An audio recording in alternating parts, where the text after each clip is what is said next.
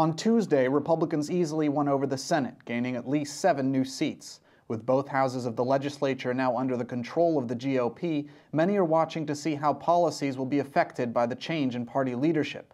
Last week, we looked at how a Republican-controlled Senate might thwart U.S. negotiations with Iran. Now we turn to trade policy. There are 2 deals in the pipeline: the Trans-Pacific Partnership, or TPP, and the Transatlantic Trade and Investment Partnership, also known as T-TIP. Many recent reports suggest a GOP-controlled Senate is conducive to Obama's goal of wrapping up the delayed TPP and T-TIP talks, but according to Public Citizen's Director of Global Trade Watch, Lori Wallach, the opposite is true. Well, there's a public relations campaign underway right now by the corporate lobby because they basically are mortified that in 2013 and 2014 they were unable to get trade authority, despite the fact that they were paid tens of millions of dollars in lobbying fees and PR fees, and the grassroots beat them. And it was both the left grassroots and the Tea Party grassroots. So they've started out with this sort of psych ops campaign about, ooh, this is what's going to happen. But it's just unrelated to the realities on the ground. I mean, fast track was never stopped in the Senate. Senator Reid saying that he wouldn't give it floor time happened after the House, majorities of Democrats and Republicans said they wouldn't vote for it. After a number of delays, TPP negotiations are now in a state of limbo. The main obstacle for Congress is a key provision called the Trade Promotion Authority, TPA, also known as Fast Track. TPA, which Obama also wants to apply to TTIP, gives the presidency the ability to draw up proposals for agreements with certain countries and then submit them to Congress for an up or down vote. This means Congress has neither the ability to filibuster nor amend the agreement.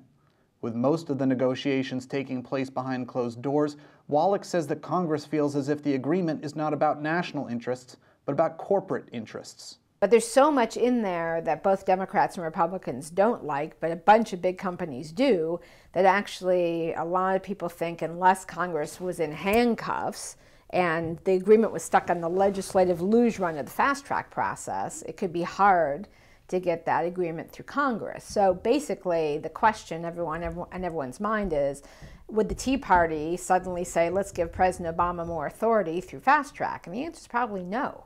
The logic behind TPA is that without it, member nations would be reluctant to put forth their best offer. They fear that Congress would eviscerate their demands with amendments contrary to the country's interests. With TPA intact, they know that the proposed agreement will be voted on as is, and without being altered back in Washington. Many mainstream media sources, along with right-wing think tanks, are saying that the ascension of Orrin Hatch to chair of the Senate Finance Committee in particular should help facilitate the approval of TPA. Others disagree and say that Hatch's more conservative approach will further alienate Democrats and Tea Party Republicans from the process.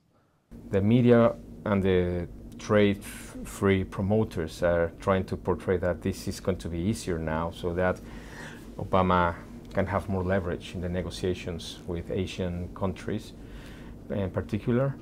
But this is, in fact, a story being pushed by the administration to gain leverage. But the situation is, I think, and others experts, is going to become much more murky. And Senator Hatch, for instance, doesn't like trade adjustment assistance, which are these measures that help to cover up some of the impacts that trade agreements have on labor. For example, people here were losing their jobs because of dislocation.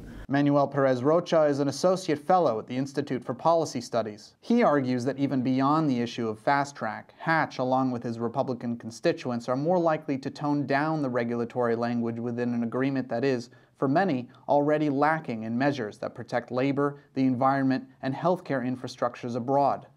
If the Republicans try to tamper with trade adjustment assistance and with language on climate and language on labor and so on, the obvious thing would be to expect a backlash from the Democrats in terms that they wouldn't like to pass a fast track authority on a modified agreement.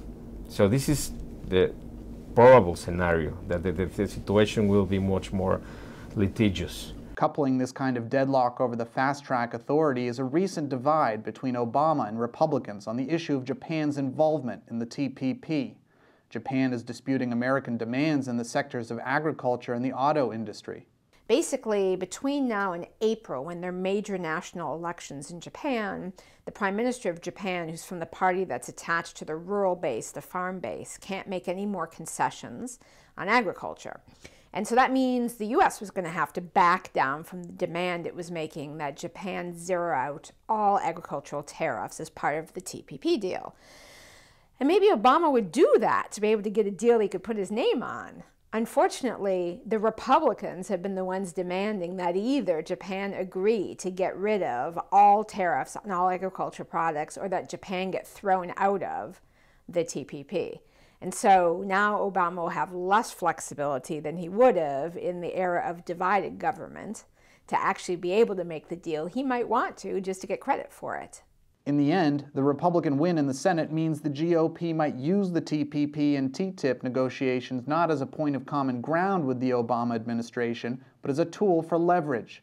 If the GOP does work with Obama on the agreement, Perez Rocha argues, they'll probably do so in exchange for the suppression of another one of Obama's legislative proposals that the Republicans oppose. They might also want to trade off with Obama on other issues like they won't give it fast track for free. They might want to bury once and for all the immigration package, legislation on climate.